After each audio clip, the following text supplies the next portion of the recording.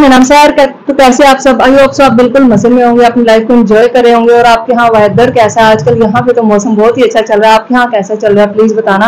आज की वीडियो में हम देखने वाले हैं कि भाई पाकिस्तान की जो आर्मी है ना, उसने एक्सेप्ट कर लिया है कि उनका जो है ना कारगिल वार में उनकी मतलब के हाथ था।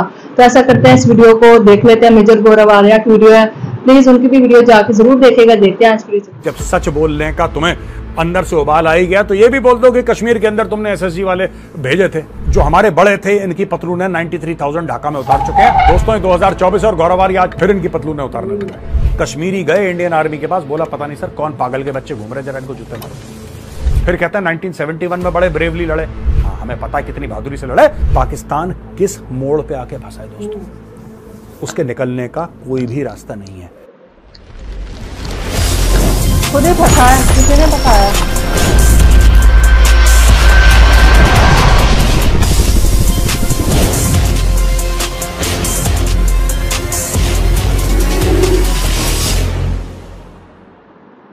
जय हिंद दोस्तों, मैं हूं मेजर गौरव आर्या और आप देख रहे हैं तो चाणक्य डायलॉग्स। इस वीडियो को लाइक करिए, हमारे चैनल को सब्सक्राइब करिए, बेल आइकन दबाना बिल्कुल मत भूलिएगा। दोस्तों, जनरल आसिम मुनीर पाकिस्तान के चीफ ऑफ आर्मी स्टाफ ने यह कबूल लिया है कि कारगिल में पाकिस्तानी फौज मुलविस थी। हमें तो पता ही था, हमें तो पता ही था। भारतीय सेना ने तो इनके फौजियों को दफनाया है, वहां पे नमाज जनाजा पढ़वाई है, गार्ड ऑफ ऑनर दिया है।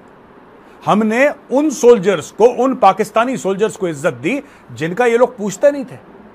भाई साहब इनका नाम नहीं लेते थे, कह रहे पता नहीं कौन है, मर गए जाने दो, हमारा कोई नहीं है, हम इसको जानते ही नहीं कौन। आपके लिए जान कुर्बान कर दी। कप्तान, कैप्टन था कर्नल शेर खान, कप्तान था पाकिस्तानी फौज का कर्नल शेर खान।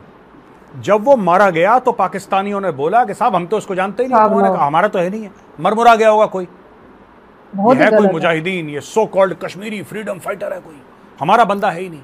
फिर उसके बाद भारत के एक ब्रिगेडियर थे एमपीएस बाजवा साहब, ब्रिगेडियर एमपीएस बाजवा साहब, उन्होंने साइटेशन लिखा कि ये जो बच्चा है ये बड़ी बहादुरी से, ठीक है हमने इसकी जान ले ली, ये हमारा दुश्मन था लेकिन बड़ी बहादुरी से लड़ा। तब उसको पाकिस्तान का जो टॉप अवार्ड है, करेज का, ब्रेवरी का टॉप अवार्ड, तब उसको दिया गया। ये दोगलापन है पाकिस्तानी फौज का। पहले हमें जानते नहीं, बाद में हाँ, हमारे जो फौजी थे ना वो बड़ी बहादुरी से लड़े।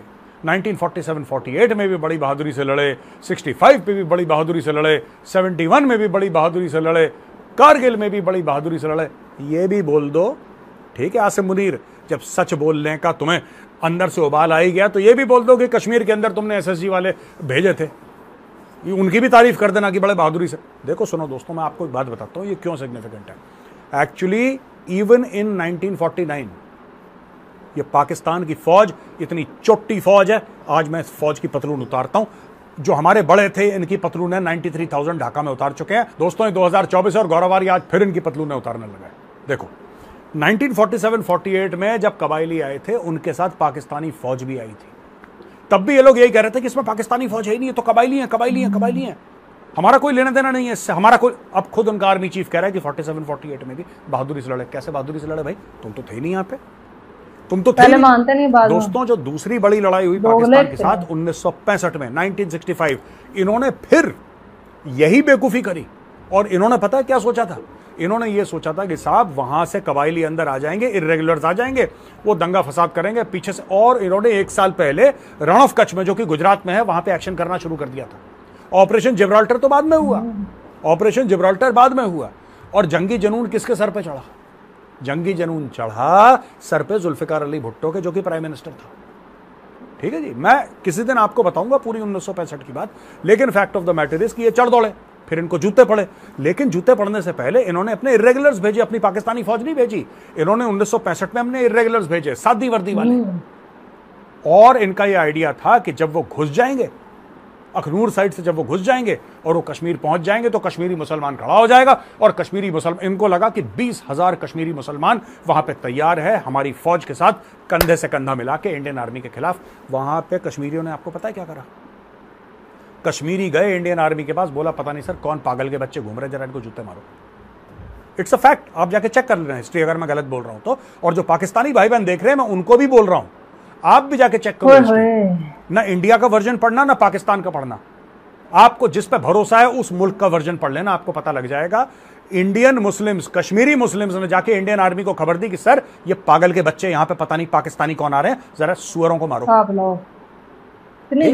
वहां से जब लड़ाई शुरू हुई तो प्रेशर आया इंडिया की गवर्नमेंट के ऊपर। जब इंडिया की गवर्नमेंट के ऊपर प्रेशर आया कि साहब आप तो इनको सॉर्ट आउट नहीं कर रहे, पाकिस्तानी फौज अगर आप क्या एक्शन ले रहे हैं, तब जाके इंडिया ने लाहौर वाला फ्रंट खोला। आज की तारीख में जो पाकिस्तानी झूठ बोलते हैं ना अपने बच्चों से कि हमने लाहौर बचा लिया, और लाहौर तो बचाया था। ऑपरेशन जिब्राल्टर क्या था उसके 1 साल पहले, यानी कि 1964 में तुम लोगों ने रण ऑफ कच्छ में क्या करा था, जरा ये भी अपने बच्चों को तो बताओ जरा। फिर कहते हैं 1971 में बड़े ब्रेवली लड़े। हाँ, हमें पता है कितनी बहादुरी से लड़े, जब 93,000 में सरेंडर कर दिया था। ढाका में अभी भी तुम्हारी पतलूनें टंगी हैं, सूख रही हैं, अभी तक सूखी नहीं जब से गीली हुई थी, राइट। ये भी हमें पता है कितनी बहादुरी से तुम्हारी फौज लड़ी। और 1999 कारगिल, वाह वो तो बहुत ही खतरनाक एक्शन था तुम्हारा। आए कारगिल पे चढ़ दौड़े। जब इंडियन आर्मी ने एक्शन शुरू करा और इंडियन एयरफोर्स ने वहां पे बम मारने शुरू करे, और इंडियन नेवी ने वहां पे बिल्कुल कराची के सामने अपनी बोट्स लगाई, इनका गला सूख गया। इन्होंने बोला यार हमें तो पता ही नहीं था इतनी बुरी तरीके से मारेंगे, इतनी बुरी तरीके से मारेंगे। नवाज शरीफ गया, फोटो दिखाओ एडिटर नवाज शरीफ की। नवाज शरीफ गिर गया बिल क्लिंटन के कदमों पे, क्या भाईजान माफ कर दो, माफ कर, रास्ता दे दो, हमारे बंदे निकल जाएं। ये परवेज मुशर्रफ पागल का बच्चा है, इसने हमें बताया नहीं क्या कर रहा है। आपको पता है जब ब्रीफिंग चल रही थी, मैं दोस्तों मैं मजाक नहीं उड़ा रहा किसी की, फौजी जब ब्रीफ कर रहे थे नवाज शरीफ का दिमाग चिकन सैंडविच में था, वहां पे चिकन का सैंडविच रखा हुआ था। फौजी अफसर बता रहे होंगे इसको कि सर ये चोटी है, यहां पे हम जाएंगे, ऐसा करेंगे, ये मुंह में ठूस रहा था, चिकन सैंडविचेस। तभी तो गड़बड़ हो गई पाकिस्तान में। अच्छा, ये बात मैं क्यों कर रहा हूं, एक तो जनरल आसिम मुनीर ने बोला है, क्या हो गया वहां पे पाकिस्तान की सड़कों में बवाल हो गया दोस्तों। पाकिस्तान में पूरा एक हजूम इकट्ठा हो गया लाखों लोगों का, और उसने बोला कि चलो जेल, उसने बोला चलो जेल, और बोला कि आज हम इमरान खान को जेल से छुड़ा के मानेंगे। वहां पे फायरिंग हो गई। अब तक पाकिस्तानी मीडिया ये नहीं बता रहा कि कितने लोग मरे। कोई कह रहा है दर्जन मरे, कोई कह रहा है 20 मरे, कोई कह रहा है 2 दर्जन मरे, 50, नोबडी नोज। कोई कह रहा है कोई भी नहीं मरा। ये भी लोग कह रहे हैं कि कोई भी नहीं मरा, सिर्फ लाठीचार्ज हुआ है, सिर्फ वाटर कैनन हुई है, सिर्फ टीयर गैस हुआ है। कोई कह रहा फायरिंग हुई है। यहां पे लोग ये कह रहे हैं कि साहब कोई ग्रेनेड ले आया था, बीच में किसी ने ग्रेनेड फेंक दिया। अब पता नहीं, जितने मुंह उतनी बातें। लेकिन fact of the matter is कि इस फौज को, यानी कि जनरल आसिम मुनीर की फौज को यह नहीं पता कि इमरान खान जैसे बंदे का क्या करना है। और दोस्तों अब मैं आपको एनालाइज करके बताऊंगा कि पाकिस्तान में हो क्या रहा है। ये तो जो घटना इमरान खान का बहुत बड़ा जलसा इस्लामाबाद में है, प्रोटेस्ट की, और उसके पहले की घटना है जब उसने बोला कि साहब हमारे फौजी तो बड़ी बहादुरी से लड़े, बड़ी वीरता से लड़े, ये सब कारगिल का नाम लिया, 48, 49, 47 का, वो सब ठीक है यार, वो अलग मैटर है। अब मैं आपको बताता हूं दोस्तों, ऐसी बात है, अब जियो पॉलिटिक्स पे आ जाते हैं, ठीक है ना। एक तो ये हो गया क्या हुआ, अब जियो पॉलिटिक्स ये बताती है हमें कि किस तरीके से इमरान खान भी अमेरिकन के पीछे लगा हुआ, तो मुझे निकालो और मुझे प्रधानमंत्री, और फौज भी लगी है अमेरिकन के पीछे। दोस्तों ये भी सच्चाई है, आज की तारीख में जो पाकिस्तान की आर्मी है, पाकिस्तान की आर्मी बैलेंसिंग एक्ट कर रही है चाइनीज और अमेरिकन के बीच में। और उनको एक बात तय पता है बिल्कुल, दे नो फॉर श्योर 100% कि जितने भी मल्टीलैटरल लेंडिंग एजेंसीज हैं, चाहे वो वर्ल्ड बैंक हो, ठीक है जी, चाहे वो IMF हो, ये सारी की सारी अमेरिकन कंट्रोल है। चाइना के पास एक नहीं है ऐसी। हाँ, चाइना अपने बैंक से बोल के लोन दिलवा सकता है, ठीक है, चाइना खुद पैसे दे सकता है, लेकिन चाइना देता है बड़े मोटे ब्याज पे।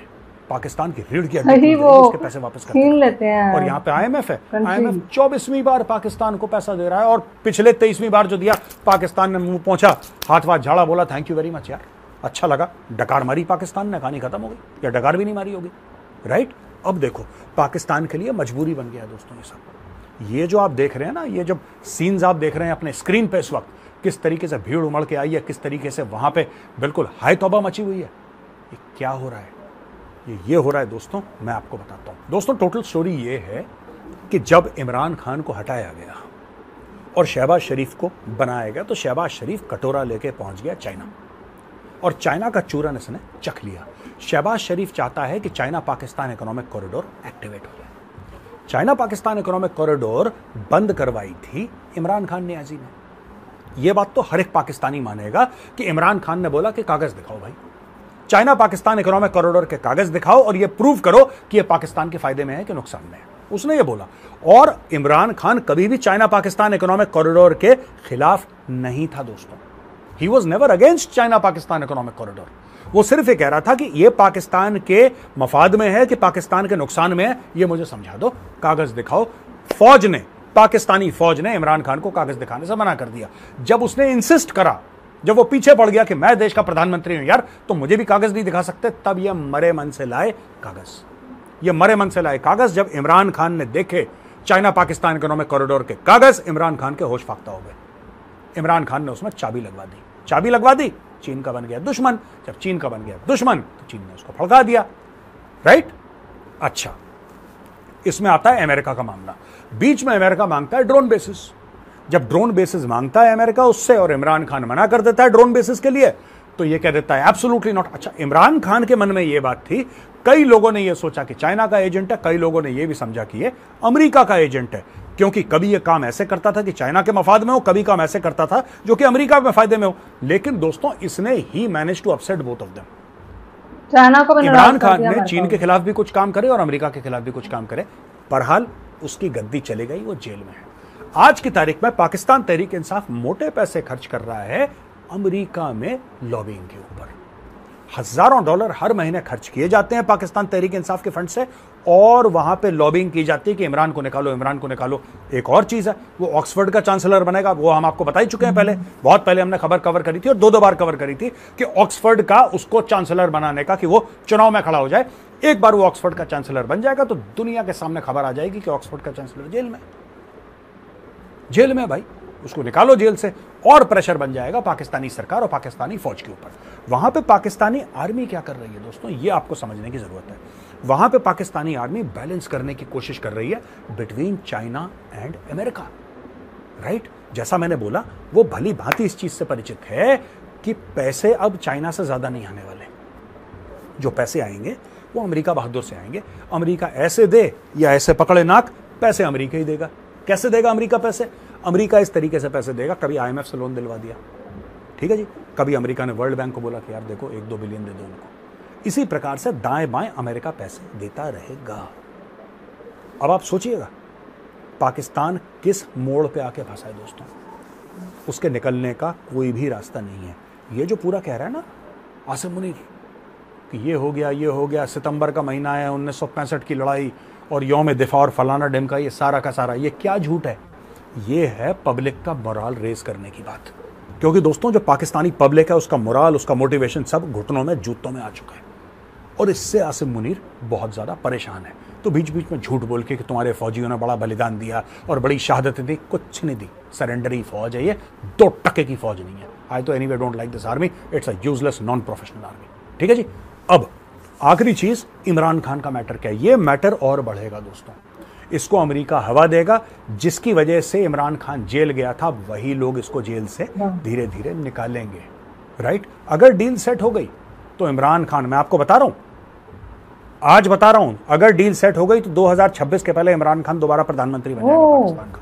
अगर डील सेट हो गई, सारी चीज है। इमरान खान को किसी ना किसी के साथ डील करनी पड़ेगी, चाहे वो अमेरिकन के साथ कर ले, चाहे वो चाइनीज के साथ कर ले, चाहे वो पाकिस्तानी फौज के साथ कर ले।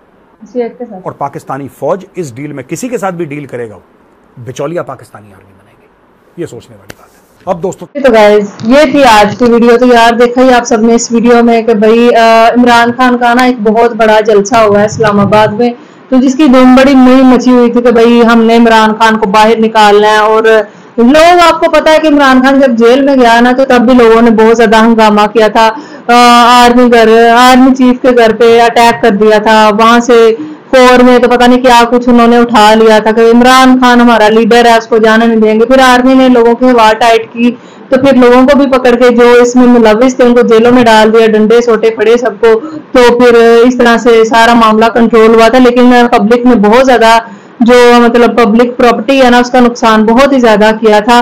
तो अभी इमरान खान को भाई, जैसे कि मेजर साहब ने बोला कि बाहर निकालने की PTI वाले कोशिश कर रहे हैं कि कभी वो अमेरिका के आगे जाके उनके जूते जो होते हैं वो चाट रहे हैं कि भाई हमें, हमारा जो लीडर है ना, उसको किसी ना किसी तरीके से बाहर निकाल लो, ताकि जो है ना वो फिर से प्रधानमंत्री। लोग यार पता नहीं, मुझे इमरान खान नहीं पसंद, लोग उसके पीछे इतना क्रेजी है कि मतलब उसके लिए जान अपना सब कुछ कुर्बान करने के लिए रेडी हैं। आप हर पाकिस्तानी के दिल में, मेरे जैसे और भी बहुत ज्यादा होंगे जिनके दिलों में नहीं है। मुझे तो कोई भी यहाँ पे जो लीडर है वो पसंद नहीं है, क्योंकि कोई भी ईमानदार नहीं है हमारे कंट्री के साथ। अगर होता तो हमारे आज ये हालात ना होते। ये जो लीडर होते हैं ये मांग रहे होते हैं लोगों से, जो बाहर रहने वाले लोग हैं इनको फंड्स दे दे के इनको और ज्यादा रिच बना देते हैं। हालांकि ऐसे लोगों को तो चाहिए, हमारे कंट्री में थोड़े गरीब लोग हैं उनको दो ताकि कोई आपका भला भी हो। लेकिन भाई क्या बोले। और यहाँ पे उन्होंने बात की कि कारगिल वार में जो हमारे आर्मी चीफ है उन्होंने एक्सेप्ट किया कि भाई हमारे फौजियों ने बड़े बहादुर वाले काम किए थे, ये किया था वो किया था। और लेकिन जैसा कि हमें बताया ही जाता है कि कारगिल वार में जो है ना, मतलब जो पाकिस्तान के जो फौजी थे उनको इन्होंने मानने से इनकार कर दिया था। और फिर बाद में जो इंडियन आर्मी है ना उन्होंने बड़े ही एक वो होता है ना, मतलब सम्मान देकर उनको जो है वो दफन किया था, बड़ा उनको दर्जा दिया था। तो ये उनका एक होता है ना बड़ा दिल है जो किसी, वरना किसी की आर्मी को कौन रिस्पेक्ट देता, कोई भी नहीं देता। लेकिन उन्होंने बहुत ज्यादा रिस्पेक्ट दी थी। तो